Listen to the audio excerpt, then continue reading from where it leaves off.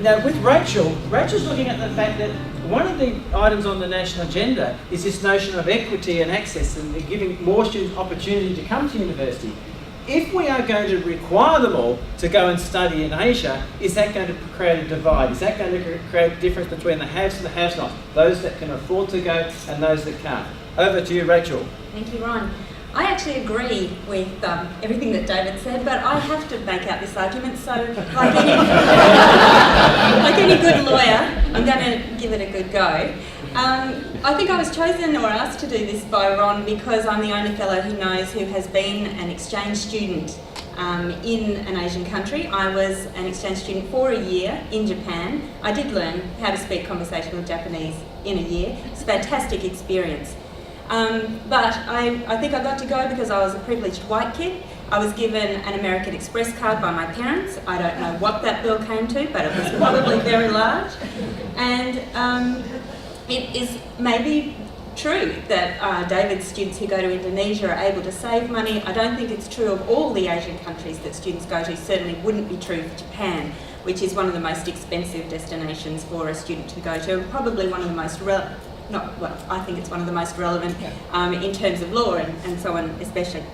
So it will create new equity and access issues, I think, and I don't think that the scholarships are the easy answer. Let's look at the white paper, what they were saying. Educational institutions, volunteering, exchanges and study programs are going to be important ways for Australians to learn more about Asia and build lasting relationships. Can't argue with that, that's true.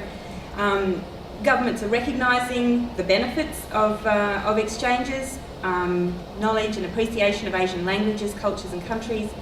While more Australians are studying in Asia, even more need to be encouraged to take up the opportunity.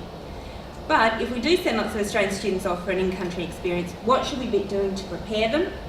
Will they be vulnerable? And do we need to think it through a little bit more thoroughly rather than just sort of throwing money at it in terms of scholarships?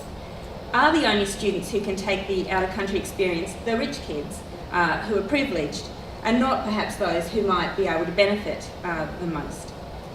And is it enough to just pay some of their travel costs? And conveniently, the ALTF tweet feed just tweeted an article by Bernard Lane, which is saying that some of the extra money, 37 million, that was said to go towards scholarships to assist students to go to Asia, is now in doubt. That's an article in The Australian today.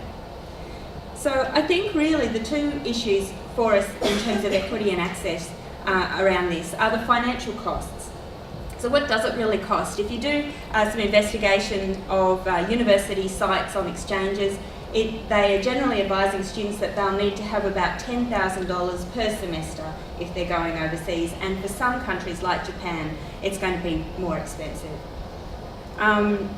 There are, of course, the scholarships that David mentioned, but they generally will only provide relatively limited support. One university says that they can provide students with $1,000 per student per semester to go overseas. So that doesn't really go very close to the cost of the actual cost that it will that the student will incur. So there's the financial cost, but I don't think that's the only thing that we should be worried about in terms of equity issues. I think we should also be concerned about the psychological well-being of our students when we are asking them to go to another country that they may not be familiar with the culture or the language of. So at QUT, most of our students don't choose to go to an Asian country. Most of our students are choosing to go to America, UK or Europe. And possibly that's because they don't have the language and they're not familiar with the culture. But I think if we are going to start sending more students to Asian countries, then we need to do more than we currently are in terms of preparing them so that when they get there, they're able to cope with cultural issues. At the moment, most universities have a preparation program for their students.